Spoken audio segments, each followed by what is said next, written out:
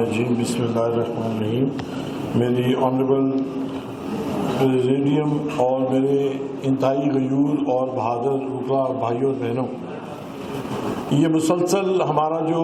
Procedure है कि जिसमें हमने रूल ऑफ लॉ के कायम करने के लिए अपनी क़यादत के ज़ेर एहतमाम जुमेरात के जुमेरात एक प्रोसेस को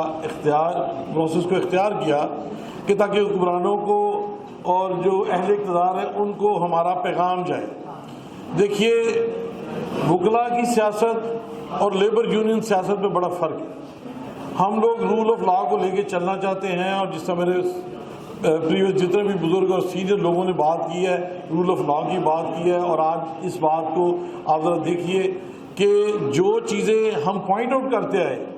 और उस पर अमल दरामद नहीं हुआ, तो उसका ट्रिकल डाउन इफ़ेक्ट ये है, यानी आप देखिए कि 9 मई से पहले के हालात क्या हैं कि हमारे हुक्मरानों ने होश के नाखून नहीं लिए और एक मखसूस तबके के हवाले हर चीज़ कर दी, और उन्होंने पहले कोर कमांडर हाउस को जिना उसमें कन्वर्ट करके उसका एक तमाशा बनाया, और मुल्क के गयूर अवाम को अपने जमहूरी हक़ से महरूम रखने के लिए एक मखसूस जो पॉलिटिकल पार्टी है उसको फोकस किया। उस वक़्त अवाम ने और वकला ने कहा कि ये ज़्यादती है, लेकिन हुक्मरानों ने इस चीज़ पे गौर नहीं किया। तो उसका ट्रिकल डाउन इफेक्ट क्या हुआ कि वहाँ पे अदलिया को चाहिए था कि अपना रोल प्ले करते, लेकिन अदलिया ने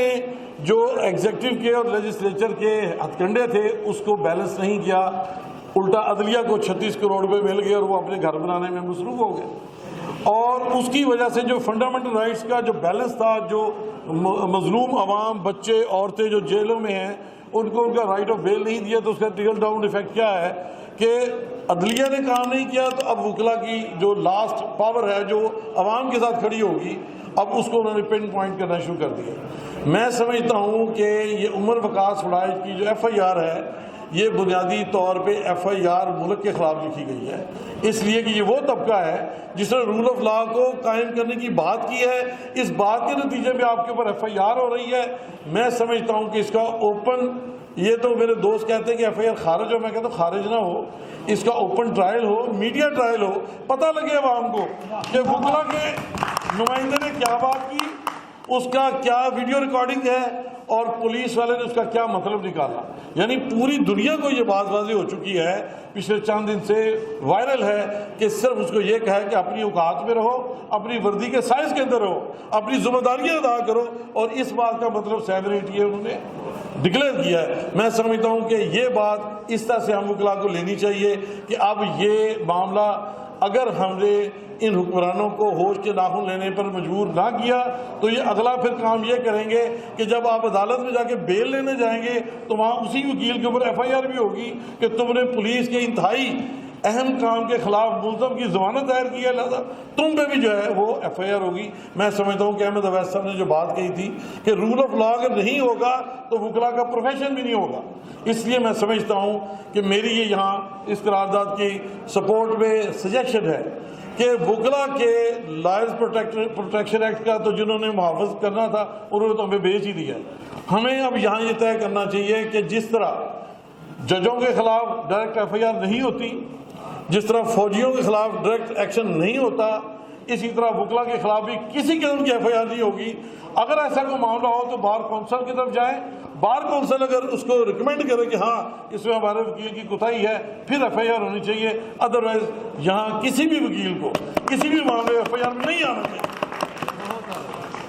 दूसरी बात यह है कि ये एक फिक्रा यहाँ बोला गया था कि एक जज साहब ने अपना बड़ा क्रेडिट शो किया है कि मैंने तो अपने दौर में कभी तौहीन अदालत का नोटिस नहीं लिया। जब आपकी टांगें कांप रही हों, आपके ठंडे पसीने आ रहे हों और आप कहें कि आज हालात ठीक नहीं है, तो हालात आपके ठीक नहीं है, मुल्क के हालात बिल्कुल ठीक है। अगर आप समझते हैं कि आप सिर्फ नोटिफिकेशन की बिना पे बहादुरी की जो आपके अंदर वो ताकत आ जाएगी, नहीं, ये पैदाइशी मामले होते हैं। पैदाइशी लोग जो बहादुर होते हैं वही जाके उन सीटों पे बैठ के वकला का, आवाम का बुनियादी हकूक़ का तहफ़्फ़ुज़ कर सकते हैं। जो तौहीन अदालत का नोटिस तौहीन के बावजूद ही जो जारी कर सकता है, उसको जज रहने का कोई हक़ हासिल नहीं है। मैं समझता हूँ कि जितनी ऊपर से लेकर नीचे तक की हिरारकी है, मेरी सजेशन है कि इस करारदाद के हक़ के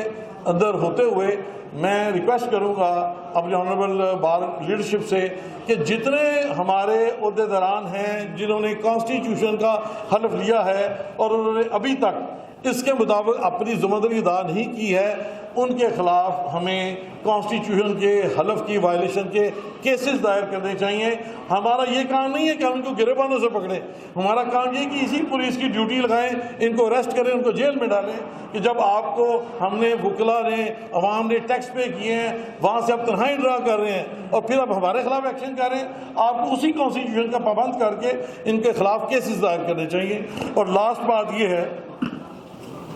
کہ یہ جو تحریک ہے یہ مسلسل ایک جود مسلسل ہے، اور ہم سمجھتے ہیں کہ وکلا ہی اس کے نقیب ہیں، وکلا نے ہی اس کا اعلان کرنا ہے، اس کو امپلیمنٹ کرنا ہے۔ میں چاہوں گا کہ اس جو ہاؤس کا جو معزز اجلاس ہے اس کی قرارداد کے نتیجے میں، کیونکہ لاسٹ ٹائم میں نے صدر محترم سے پوچھا کہ جب ہم قرارداد منظور کرتے ہیں تو اس کا ایفیکٹ کیا ہوتا ہے، تو صدر صاحب نے فرمایا تھا کہ ایفیکٹ ہوتا ہے، لیکن مجھے لگتا ہے کہ ہوتا ہوا نظر نہیں آ رہا۔ تو اس لیے آج ریکویسٹ ہے کہ اگلے اجلاس سے پہلے اگر یہ ہمارے معاملات درست نہیں ہوتے تو ہمیں ان کے خلاف جو ایکشن لیے ہوں ہم اگلے ہاؤس میں بتائیں گے کہ جب ہماری قرارداد کے مطابق انہوں نے عمل نہیں کیا تو ہم نے وکلا نے یہ سٹیپس لیے ہیں اور اس کے سلسلے میں کوئی کیس تیار کرنے ہیں، ان کے خلاف کوئی ایکشن لینا ہے، ہم حاضر ہیں جی انشاءاللہ۔ اور وکلا کی جو کالا کوڈ ہے اس کی عزت، رسپیکٹ اور آنر کے لیے جان بھی حاضر ہے انشاءاللہ۔ Thank you very much.